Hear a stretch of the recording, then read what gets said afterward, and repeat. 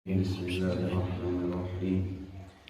Alhamdulillahirabbil alamin, arrahmanirrahim, maliki yaumiddin. Dalam goa ternyata ada gelombang elektromagnetik yang mana dia itu lebih. Dan dia perkenalkan keimanan kepada Allah Subhanahu wa Ta'ala.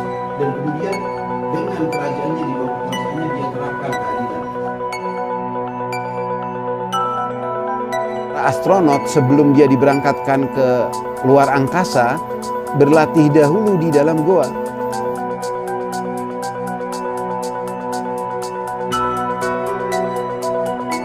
Kaum aspirasi ini yang mana mereka mengaku sebagai Yahudi padahal tidak ada darah penagihan bukan darah Bani Israel. Cuma setelah keluar mereka diaspora ke Eropa sebagian ke timur sebagian ke barat.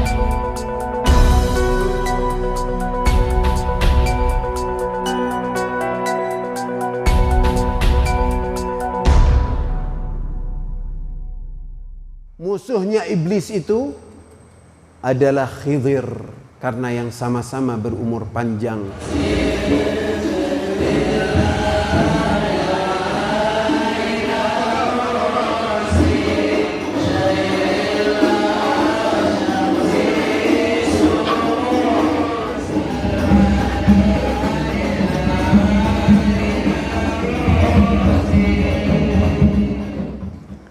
Pengungkapan penemuan terbaru mengenai misteri surat Al-Kahfi.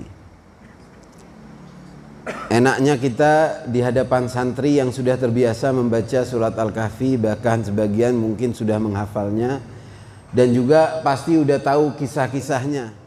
Setelah Masehi, setelah Nabi Isa dan sebelum Nabi Muhammad. Jadi Ashabul Kahfi tidur itu dan lari dan tidur dalam goa antara masa Nabi Isa dan Nabi Muhammad. Kemudian lari berangkat kisah itu ke sekitar 900-850 tahunan sebelum Masehi. Yaitu kisah yang punya dua kebun.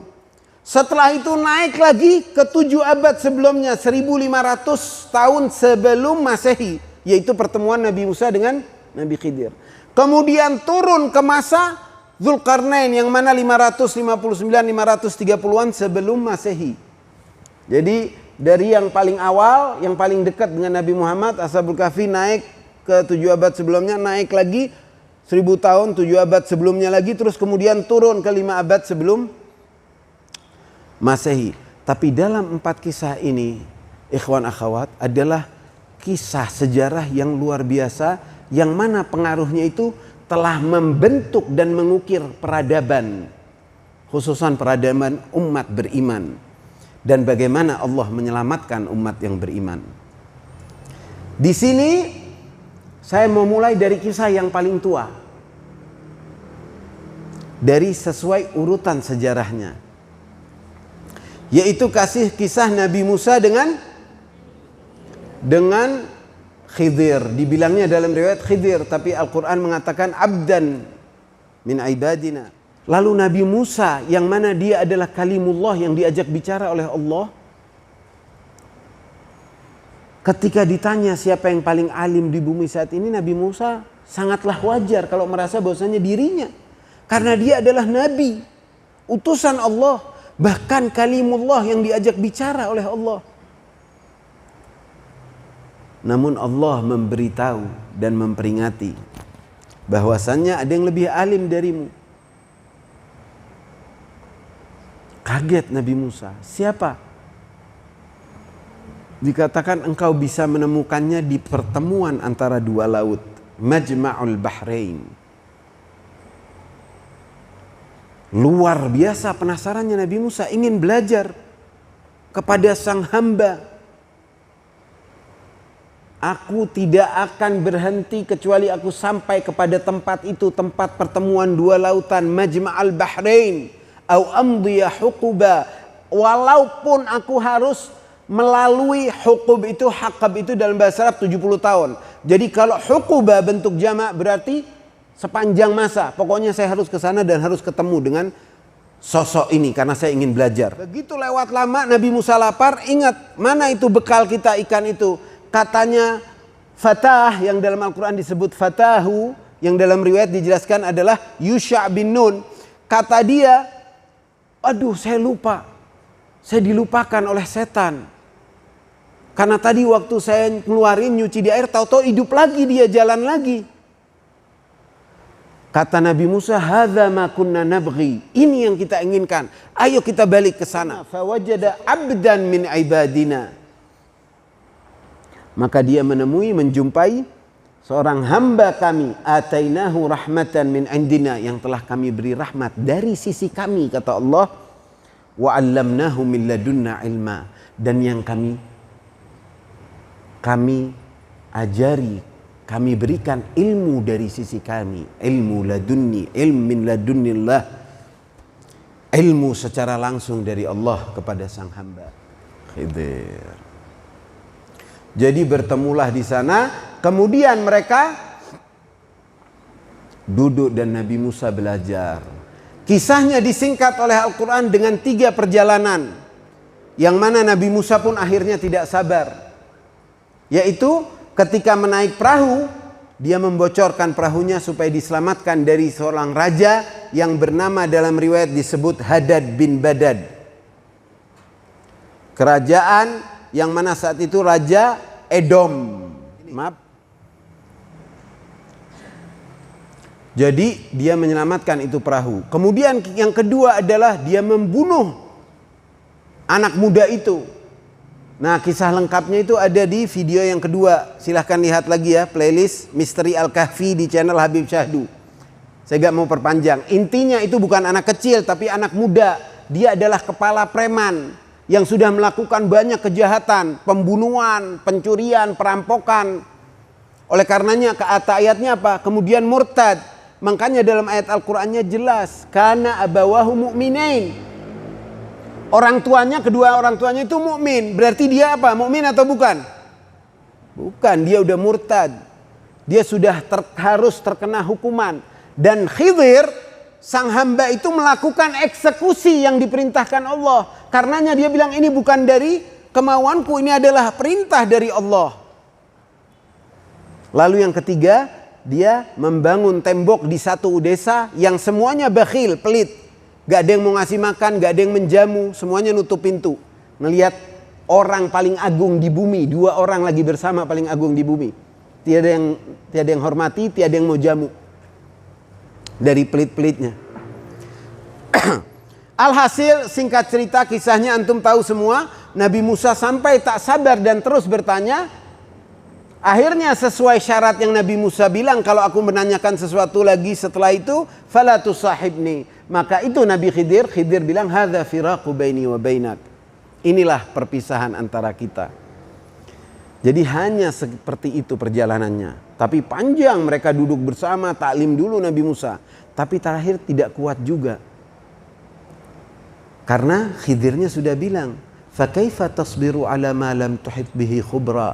Bagaimana engkau bisa bersabar akan sesuatu yang kamu belum mendapatkan berita tentangnya, tiada ilmu tentangnya, gak bakal kuat kamu jalan. Sampai kata riwayat dalam hadis Nabi dibilang, duhai betapa sayangnya coba Musa bersabar dengan Khidir, dia akan melihat keajaiban dunia. Di pertemuan 2 laut itu ada beberapa versi, ada beberapa riwayat. Ada yang bilang laut Gibraltar. Tetapi dari Madian, dari Saudi Arabia, dari Mesir, terus Saudi Arabia, terus sampai ke sana itu gak bisa melalui darat. Sementara Al-Quran bilang, apa kata Al-Quran? Fartadda ala atharihima qasasa. Kembali mengikuti jejaknya yang menunjukkan perjalanan darat untuk sampai ke 2 laut itu dari tempat poin Nabi Musa bergerak. Jadi itu yang paling tepat adalah di Teluk Seuz, di Ras Muhammad. Jadi gak jauh dari Bukit Sina yang asli yang masih disembunyikan ternyata saat ini. Jadi dari sini ke pertemuan, di situ ada karang dan ada gua. Itu adalah dari sudut kisah yang paling lama, yaitu dalam kisah ketiga, Musa dan sang hamba Khidir. Setelahnya adalah kisah yang kedua dalam surat Al-Kahfi, yaitu yang punya 2 kebun. Di sini termasuk yang susah untuk mencari karena minimnya data dalam literatur kita. Jadi kalau kita buka tafsir, kitab-kitab, sulit nemukan siapa kedua sosok itu. Kenapa Allah ceritakan dalam Al-Kahfi, tapi gak ada rincian, sebegitu sedikit di data tentangnya. Dan Allah memulainya dengan apa? Wadrib lahum mathalan rajulain ja'alna li ahadihima jannatain. Dan berilah perumpamaan tentang 2 orang yang salah satunya diberi kebun, 2 kebun, kebun anggur, kebun yang dikelilingi dengan pohon-pohon kurma. Kemudian khilalahuma nahara, diiringi sungai-sungai. Al-Quran ringkas karena ternyata sudah ada di kitab suci yang sebelumnya. Dan termasuk bagian yang belum didistorsi. Bagian yang tidak tertahrif. Dan kisah itu lengkap. Yaitu mengenai Raja Ahab dan Nabi Elia. Bahkan kisahnya kebun anggur dan pohon-pohon kurma sama ada. Tegurannya pun jelas nyata dalam Injil, kitab Raja-Raja. Silahkan dilihat. Tapi nanti dalam buku itu saya akan masukkan semua insya Allah secara detail. Kemudian Nabi Elia ini orang yang mempunyai walayah, mempunyai kemampuan dan doa segera terkabul, diberi kekuasaan oleh Allah. Sampai ketika dia mengatakan waktu ini orang musyrik, apa katanya? Fa'asa rabbi an yu'tiyani khairan min jannatika wa yursila 'alaiha husbana minas sama'i fatusbiha sa'idan zalaqa. Semoga Allah bisa memberiku yang lebih baik daripada kebunmu ini yang kau sombongkan. Dan bisa menghancurkannya dengan angin badai atau petir. Lalu dia menjadi licin rata dengan tanah. Dan itu yang terjadi. Hancur, runtuh semua kekayaannya. Nabi Elia ini yang mendatangi Ahab juga disinggung dalam surat As-Saffat. Dewa yang disembah oleh Ahab itu adalah dewa yang dinamakan Baal. Kalau mau lebih rinci, ada di video ke-6. Saya beri judul Ada Apa Dengan Goa. Itu kisahnya lengkap. Dan membuktikan bahwasanya ternyata 4 kisah itu yang ada dalam Al-Kahfi berhubungan dengan goa. Jadi bukan hanya Ashabul Kahfi. Tapi ke-4 kisah itu berhubungan dengan goa. Nabi Elia itu dalam bahasa Ibrani dikenal dengan nama Elia. Oleh Masihiyin dinamakan dengan Elijah, dipanggilnya dengan Elijah. Dalam Islam dinamakan dengan Ilyas. Sebagaimana dalam surat As-Saffat, bismillahirrahmanirrahim, wa inna Ilyas laminal mursalin. Yang diutus. Idh qala liqaumihi ala tattaqun, yang berkata kepada kaumnya, apakah kalian tidak bertakwa? Atad'una ba'lan. Ini nama berhalanya, Baal. Atad'una ba'lan wa tadharuna ahsanal khaliqin. Engkau mau menyembah Baal, berhala Baal ini yang dianggapnya dewa kesuburan yang memberikan segala hal. Baal ini turun-temurun yang sangat didewakan, ada sejarahnya. Bahkan Hubal, kafir Quraisy itu yang menentang Nabi Muhammad, menyembah berhala Baal, dinamakan Hubal. Dari apa? Huwa Baal. Susah disingkat Hubal. Setelah turun-temurun berapa abad. Wa tadharuna ahsanal khaliqin. Sebagaimana di sini Elia atau Ilyas, walaula idh dakhalta jannataka qulta ma syaa Allah la quwwata illa billah. Intarani ana aqallu minka mala wa walada. Mestinya kamu masuk kebunmu itu bilang masya Allah la quwwata illa billah. Kok malah kamu menyombongkan diri dan menjadi musyrik? Ilyas setelah itu, setelah dia doa dan melalui masa kekeringan, ada kisahnya di Injil ketika dia meminta roti dari seorang wanita janda tua yang telah mempunyai anak. Dia minta roti, lihat ya ini ya, karena nanti ini bersambung kepada kesimpulan yang sangat penting insyaallah. Dia minta roti, katanya mana ada, gak punya. Kata kembali lihatlah di rumahmu, nanti akan ada roti dan minyak zaitun. Dia kembali ke rumahnya, dilihat udah ada adonan. Adonannya gak habis-habis. Semasih ada Nabi Elia. Bahkan minyak zaitunnya nggak habis-habis. Sejarah disebutkan sampai 3 tahun itu kekeringan itu negara, qaryah itu. Lalu apa katanya? Kata si ibu, ketika anaknya sakit dan meninggal. Anaknya tahu-tahu satu waktu sakit meninggal, wafat. Didatangi oleh Ilya atau Ilyas, lalu dihidupkan kembali. Kemudian apa katanya? Lihat nih. Kata Ilya, ini anakmu, ia sudah hidup. Kan dipanggil. Sehingga ia permintaan Ilya itu. Dan nyawa anak itu pulang ke dalam tubuhnya. Sehingga ia hidup kembali. Ini surat raja-raja dalam Injil. Elia mengambil anak itu yang membawanya turun dari kamar atas ke dalam rumah. Dan memberikannya kepada ibunya. Kata Ilya, ini anakmu, ia sudah hidup. Kemudian kata perempuan itu kepada Ilya. Apa katanya? Kata si ibu-ibu itu. Sekarang aku tahu bahwa engkau abdi Allah. Bahwa engkau abdi Allah. Ingat ya, abdan min ibadina. Di sini engkau abdi Allah dan firman Tuhan yang kau ucapkan itu adalah benar. Nah, interkoneksi ini dijelaskan di dalam surat As-Saffat di kisah kedua yang ada dalam Al-Kahfi. Al-Quran menerangkan, Al-Quran itu yufassir nafsah. Ketika orang jeli dan meneliti dan dengan seksama dan kesabaran dan melihat dan merenung dibantu dengan riwayat-riwayat, pasti ada jawabannya dalam Al-Quran sendiri. An-nur, fa kaifa an-nuru yastaniru bi ghairihi. Al-Quran adalah cahaya. Bagaimana mungkin ia ingin membutuhkan cahaya dari selainnya, kalau kata ulama, urafa. Hanya kadang perlu memahami, mengkaji lebih untuk mendapatkan. Dan ini hampir tidak ada dalam buku-buku. Ternyata kisah ini ma'ruf. Dan segenerasi demi generasi. Karena satu negara dibuat kering. Karena kerajaan menjadi runtuh. Jadi makanya Al-Quran bilang, وَضْرِبْ لَهُمْ مَثَلًا. Karena kisahnya udah ma'ruf.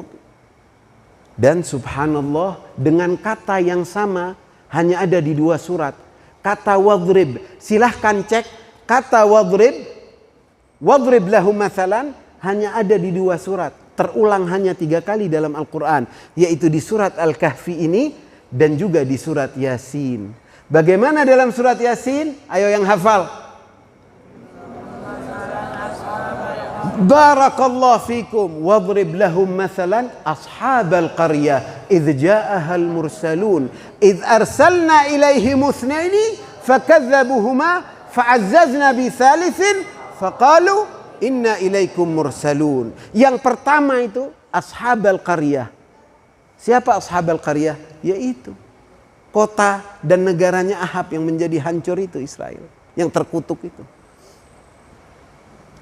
Utusan itu siapa? Arsalna ilaihim itsnaini. Siapa itsnain ini?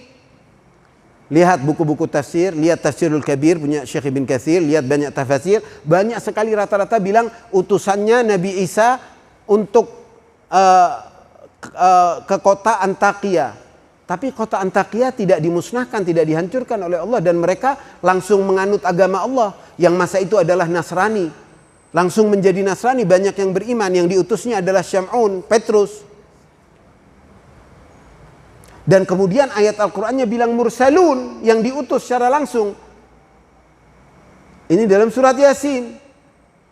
Makanya menurut sejarawan itu adalah Ilyas dan Ilyasa. Karena anak muda yang dihidupkan kembali oleh Nabi Ilyas atau Ilya atau Elijah, dia adalah Al-Yasa. Atau yang dalam Bible disebut Elisha, Alisha, Al-Yasa. Dan Al-Yasa disebut juga dalam Al-Quran 2 kali. Dan selalu di urutan kedua.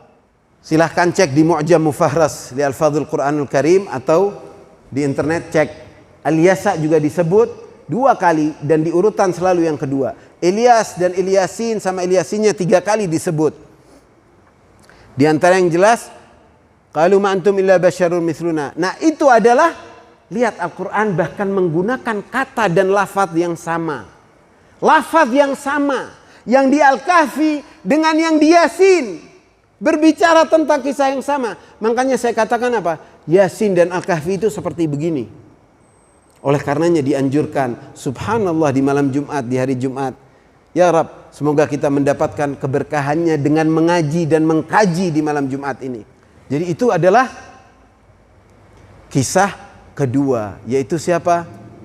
Tentang Nabi Ilyas atau Elia atau Elijah. Dan yang menggantikannya yaitu Al-Yasa. Jadi Nabi Ilyas itu kalau dalam riwayat hidup naik ke langit. Kalau dalam Injil disebutnya naik dengan kuda api, kereta kuda api sampai ke langit. Istilahnya apa? Moksa. Makanya kalau dalam riwayat dibilang yang hidup sampai akhir zaman ada dua yang di langit, dua yang di bumi. Yang di bumi adalah Ilyas dan Khidir, yang di langit adalah Isa dan Idris. Riwayat lain juga mengatakan dia yang hidupnya di darat sementara Khidir di laut. Riwayat bermacam-macam. Itu memberi kita petunjuk. Jadi itulah Nabi Ilyas dan Elyasa yang meneruskan. Dia kasih ridanya, bahkan sempat membelah lautan sebagaimana Nabi Musa. Jadi itu kisah kedua. Insya Allah rinciannya kita masukkan, dan semua riwayatnya yang ada dari Injil, dari sumber-sumber bahasa Arab, bahasa Inggris, bahasa Indonesia di dalam buku, insya Allah. Doain ya. Sekarang itu 850 tahun, itu sekitar 7 abad setelah kisah pertama, yaitu Nabi Musa dan Khidir. Sekarang masuk ke kisah ketiga dalam urutan masa ya, dalam urutan zaman. Yaitu mengenai yang 500 tahun sebelum Masehi, yaitu mengenai Dzulqarnain. Dzulqarnain ini kita kira-kira 2 pekan lalu saya udah bahas panjang lebar. Silahkan nanti lihat lagi di YouTube dengan segala penemuannya. Dzulqarnain dan perjalanan-perjalanannya dan siapakah dia yang sebenarnya. Di antaranya yang saya mau ulangi aja sedikit kali ini adalah bahwasannya namanya itu dibilang Dzulqarnain di antaranya selain karena punya mahkota dengan 2 tanduk, kedua, kepalanya dipukul 2 kali oleh kaumnya, tapi hidup dan kembali lagi. Ketiga adalah karena dia bisa memasuki cahaya dan kegelapan dalam saat yang sama tanpa jeda waktu. Dzulqarnain. Dan keempat adalah qarn, yang berarti bukan tanduk, tapi masa. Yang hidup di 2 masa, yaitu masa al-awwalin sebelum Nabi Muhammad dan al-akhirin setelah Nabi Muhammad. Itu Dzulqarnain. Dan dia adalah raja yang menguasai dunia timur dan barat, sehingga dibilang Dzulqarnain juga karena itu. Tapi lakab, dan diberi kekuasaan oleh Allah sehingga angin tunduk, semua ditundukkan. Inna makanna lahu fil ardi wa atainahu min kulli syai'in sababa, kata Allah. Dan mendapatkan wahyu dan perintah secara langsung. Qulna ya Dzulqarnain.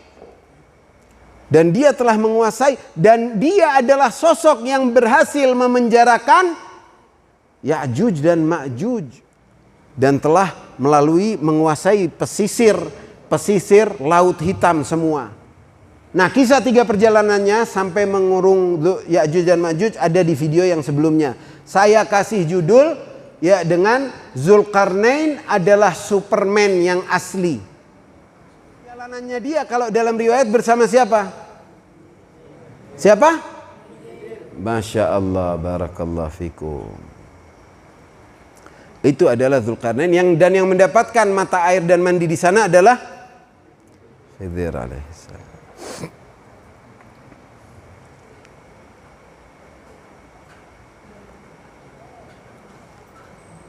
Kita masuk ke kisah yang keempat, Ashabul Kahfi. Tapi sebelumnya perlu dijelaskan di sini. Tahu nggak namanya Khidir yang asli siapa? Namanya dibilang Balya bin Malkan. Ada yang bilang Talya bin Malkan. Ada yang bilang keturunan kelima dari Nabi Ibrahim. Ada yang bilang keturunan ketujuh dari Nabi Nuh.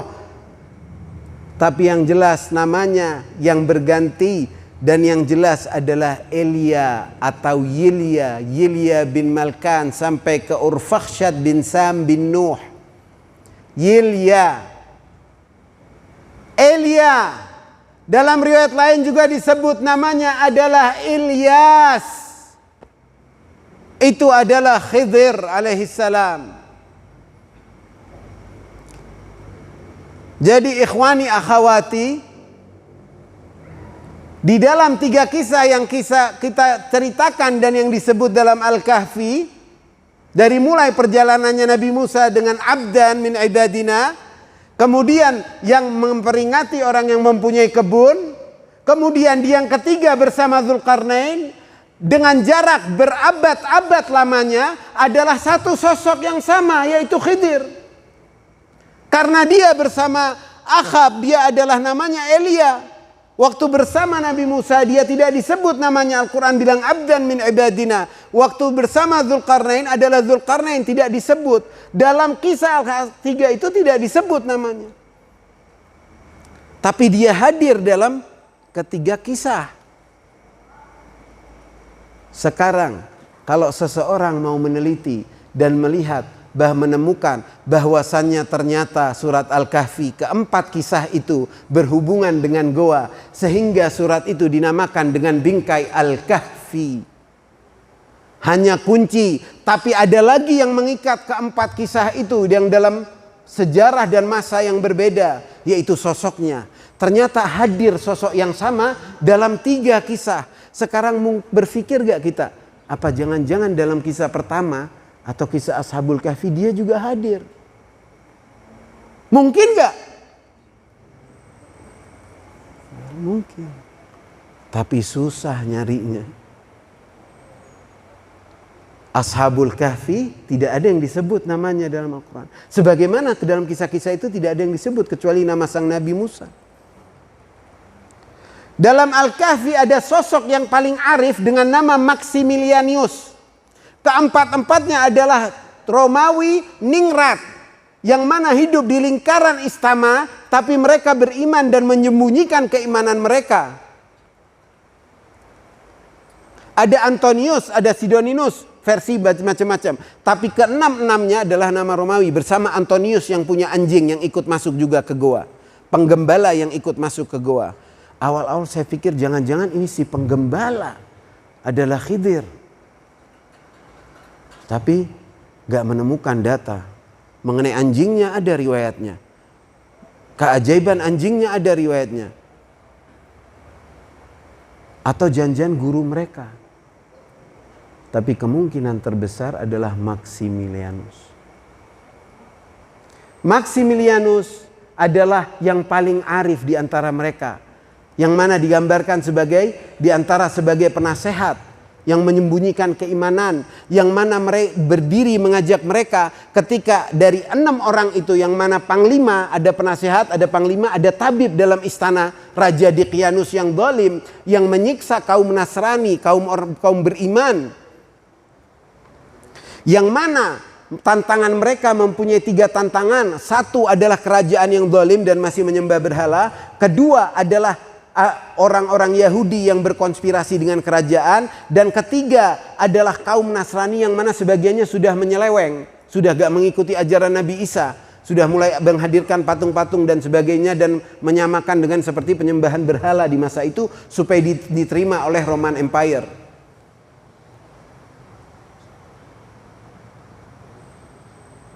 Itu tantangan besar. Sebagian mereka itu berpikir, di antara yang 6 itu 3 mau membunuh sang kaisar ketika kaisar datang ke negeri mereka, yaitu di mana? Di Jordan.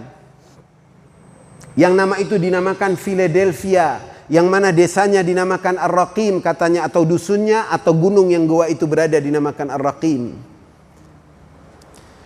Jadi Maximilianus ini yang mengatakan Rabbukum a'lamu bima labithtum. Dan dia juga yang menyuruh untuk membeli makanan azka ta'aman, makanan yang baik, yang halal. Dan dia juga yang menengahkan perdebatan. Dan dia juga yang mengajak mereka, keenam mereka dan bersama anjingnya ke dalam goa. Jika masih belum bisa dipastikan, tapi Maximilianus dia mempunyai peran di luar ketika yang lain tidur. Yang masih melawan kerajaan Romawi yang masa itu masih menyembah berhala. Jadi ketika semua tidur, ada peran lain yang bermain dalam sejarah dan masih melanjutkan perlawanannya terhadap kerajaan Romawi yang menyembah berhala. Dan namanya adalah kalau dalam bahasa Arab disebutnya Mar Georgius. Dalam bahasa Barat dipanggil dan dikenal dengan nama Santa George. Saint George kalau dalam bahasa Inggris. Saint George. Dia kelahiran Syria Palestina. Sebagian sejarawan mengatakan orang tuanya dari Kapadokia, Yunani kuno. Dan dia kelahiran kota atau kota Lida yang sampai sekarang masih ada itu kota, yaitu di Palestina. Tapi namanya sampai terkenal bahkan ke ujung dan jantung Eropa, yaitu siapa? Georgius, yang artinya apa? Pria berumur panjang atau pria. Saint George ini atau yang dibilang Mar Georgius, Mar itu artinya santa kalau dalam bahasa dulu sebelum pra-Islam, yakni apa? Orang kudus. Dalam dunia, dalam agama Katolik dikategorikan salah satu dari 14 penolong suci. 14 Holy Helpers dalam Katolik. Ini nomor 1 dan yang paling ininya adalah dinamakan Saint George. Dalam bahasa Arab mana yang tadi? Afwan. Ya. Sebelumnya ada satu lagi yang begini. Apa yang dia lakukan? Dia memerangi kerajaan Diocletianus Roma. Ketika masa Ashabul Kahfi, yang mana saat itu lagi tidur nih, Ashabul Kahfi lagi pada tidur. Kemungkinan yang 6 bukan yang 7. Yang satu adalah yang menggiringnya dengan nama Maximilianus. Jadi kemungkinan yang 6 nih tidur, yang satu yang membawa mereka dan yang paling arif lagi bekerja lagi dengan nama lain, yaitu apa? Saint George dengan nama Georgius. Apa yang dia lakukan? Dia memerangi kerajaan Roma yang saat itu namanya Diocletianus, yang bahkan sampai ke Romanya. Bahkan sampai memasuki negara-negara seperti Bulgaria, Spanyol, Itali. Dari negara Arab sampai negara Barat dilalui dan dikenal namanya dan didirikan banyak makam-makam dengan namanya. Sayyid Georgius atau Santo George.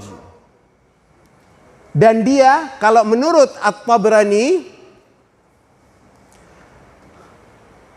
dan As-Sa'labi, kalau menurut At-Tabrani dia berperang dan menjadi ajudan panglima dalam tentara Kristiani, yang mana martir, yang mana syahid, tapi hidup lagi sampai 3 kali, bahkan sampai keempat, sampai dibilang tidak bisa dibunuh mungkin, hadir lagi.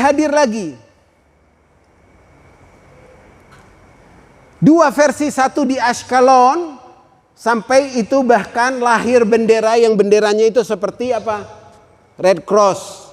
Dipakai oleh banyak negara, Inggris, Swedia dan lain-lain. Cuman dijadiin panjang, jadi seakan jadi seperti salib. Benda yang artinya apa? Penolong. Panjang, tidak mau masuk ke detail itu ya. Itu nanti di buku aja. Tapi dia sampai mengalahkan dan sampai perjuangan Ashabul Kahfi yang bangkit menyatakan keimanannya dan menggelegar ke seluruh negara dunia, dilanjutkan oleh sosok ini yaitu Saint George, yang mana meninggal 303 setelah Masehi. Jadi tepatnya berapa tahun sebelum bangunnya Ashabul Kahfi itu? Ashabul Kahfi dianggap dari tahun 150, tidur 3 abad 309. Terus Saint George ini dia hidup dan meninggal, dinyatakan meninggal di tahun 303. Jaraknya tidak jauh sampai kemudian Ashabul Kahfi itu bangun. Ketika Ashabul Kahfi itu bangun, dia melihat seluruh negara udah beriman. Dan ternyata kerajaan Romawi, bukan hanya Romawi Timur yang sedang menjajah Philadelphia, Jordan, Turki dan sekitarnya itu. Tapi bahkan di Romanya pun sudah menganut agama iman, agama Alkitab, yaitu masa itu agama Nasrani sebelum diutusnya Nabi Muhammad. Sampai banyak mereka di Madinah dan pada akhirnya menerima Nabi Muhammad di Madinah dan masuk Islam. Bahkan ada kisah, ini dibilang wa wifqan lima jaa fi kitab tarikh Mosul. Karena sebagian juga mengatakan dia perjalanannya sampai Mosul, Irak. Di Irak banyak ada tempat-tempat peribadatan dinamakan atas nama dia. Mar Georgius atau Santo George, yang mana dihancurkan oleh ISIS di tahun 2014. Wa wifqan lima jaa fi kitab Tarikh Mosul ya lil Qis Sulaiman Salih al-Musli qila innal Khidr laqab sahibun Nabi Musa wa yukanna bi Abil Abbas qabl annahu huwa Ilya wa huwa nabiyyun masyhur wa qila annahu Mar Georges. Ini dari kitab Tarikh kota Mosul ya, Mosul yang ada di Irak mengatakan itu. Bahwasannya Mar Georges ini adalah yang dalam Islam disebut dengan Khidir. Ada ceritanya juga dia bertemu dengan wanita yang mana saat itu masa kekeringan dia memegang dedaunan yang kering lalu tumbuh. Min abtabi annahu kana batalan min abtalil iman. Jadi terkenal di Syam. Bahkan kalau ada adonan-adonan itu banyak yang tawassul. Kalau malam doa. Kalau paginya dilihat ada bekas sidik jari berarti Georges atau dianggapnya Khidir telah datang. Ini dokter lain, Dokter Muhammad Al-Hurub fi maqal lahu yang telah diterbitkan di majalah Al-Hayat di London. Anna qissah Qiddis itu santo, dalam bahasa Arabnya Qiddis, sang sosok suci. Ya. Mar Georges yastahiq at-tawaqquf 'indaha hadhihi al-ayyam. Dzalika annaha qissah Falastiniyah, karena itu layak untuk dicermati khususnya di zaman ini karena ia adalah cerita yang melegenda di Palestina dan luar biasa aneh di saat yang sama.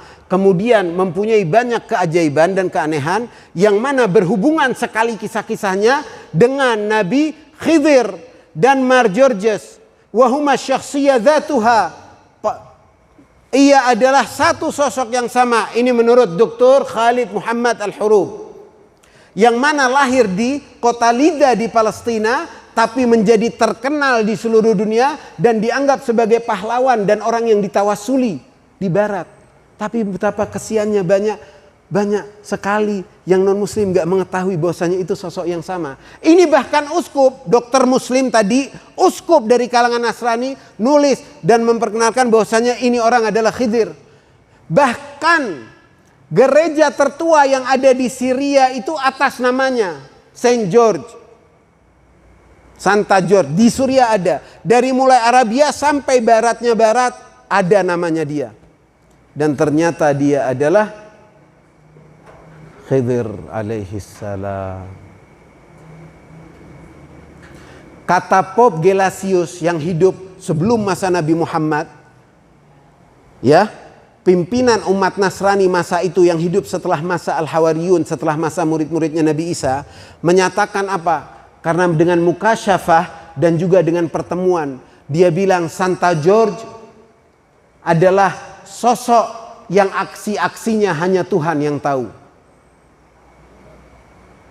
Jadi ikhwan akhwati sekalian, 1500 tahun sebelum Masehi dia hadir sebagai abdan min ibadina atainahu rahmatan min indina.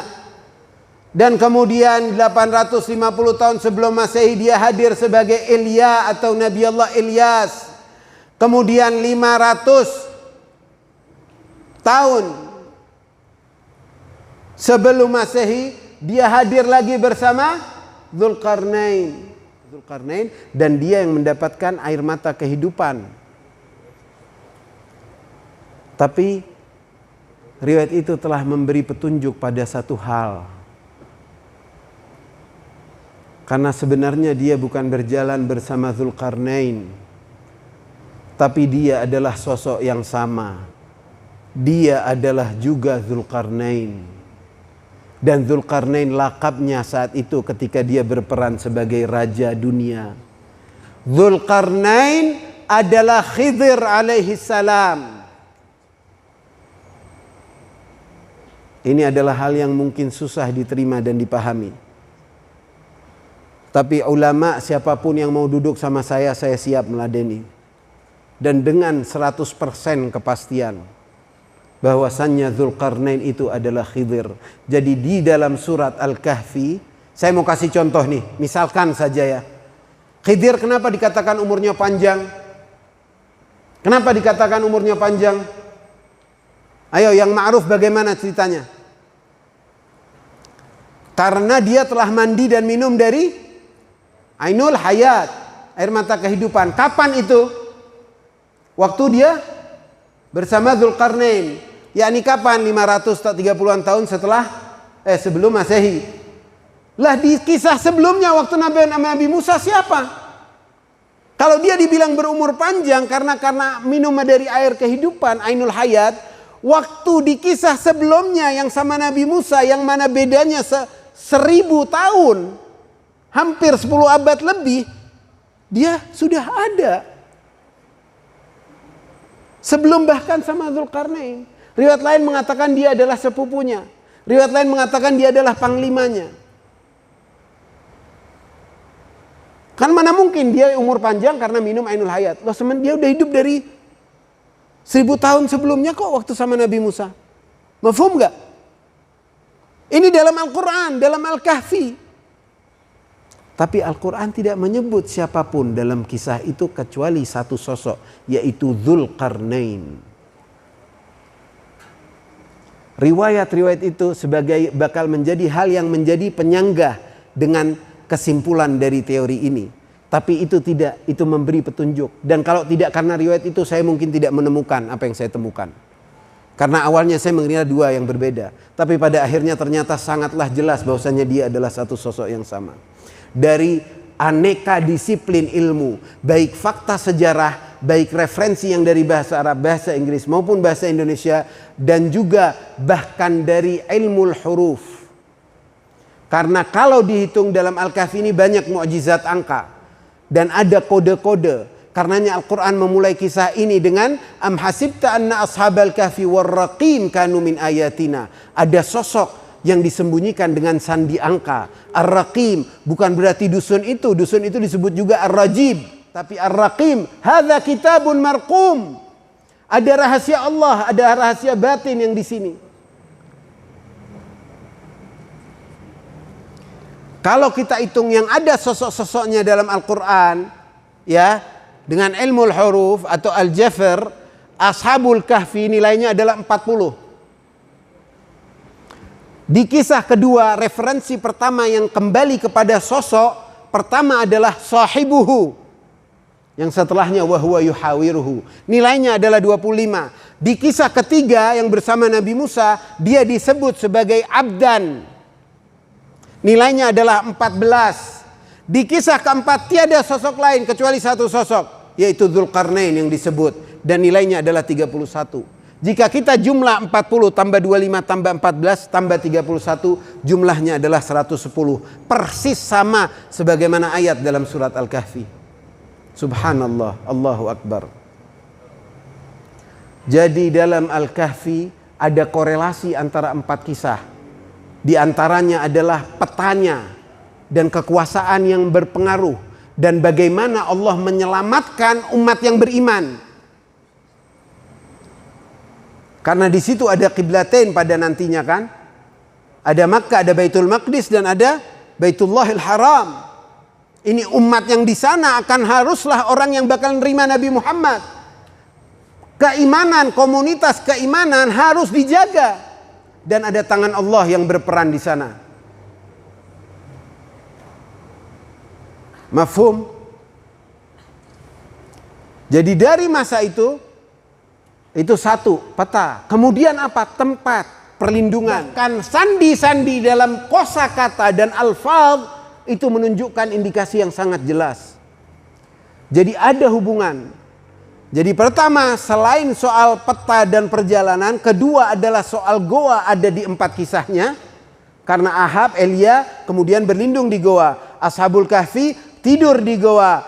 Kisah ketiga, Nabi Musa bertemu Khidir ketika dia berada dalam goa. Kemudian Dzulqarnain dalam riwayat perjalanannya sampai bermalam-malam di dalam goa. Jadi ada goa dalam keempat kisah itu. Dan ternyata yang terbesarnya adalah yang baru saja kami ungkap. Ikhwan dan akhwati, selamat. Insyaallah antum termasuk yang awal-awal mendengar dan awal-awal bingung mungkin kalau untuk saat ini ya. Tapi silahkan dikaji bahwasannya di antara 4 kisah itu juga diikat dengan satu pemeran utama, yaitu dia adalah Khidir alaihissalam. Semua sosok yang di sini akhirannya tidak ada jelas, awalannya tidak jelas. Bahkan orang yang meneliti Injil mengetahui bahwasannya Nabi Ilya atau Nabi Ilyas tiba-tiba hadir sebagai sosok dewasa. Biasanya nabi-nabi kayak Nabi Musa, Nabi Yusuf, dari Nabi Adam itu ada kejelasan masa kecilnya. Ilya tidak. Ilyas tidak. Begitupun juga abdan min ibadina. Begitupun juga Dzulqarnain. Bahkan kepergiannya Elia jelas dibilang naik ke langit. Khidir naik ke langit. Seakan sosok-sosok yang berbeda. Padahal dia adalah satu. Jadi Ilyas, Saint George, Khidir alaihissalam, Dzulqarnain. Dan bahkan perjalanannya mungkin ke negara dan kebudayaan lain. Itu pun sosok yang sama. Dan ada peneliti yang sudah memperkirakan walaupun tidak memastikan. Dzulqarnain sampai orang bingung dipikirnya nabi atau malaikat.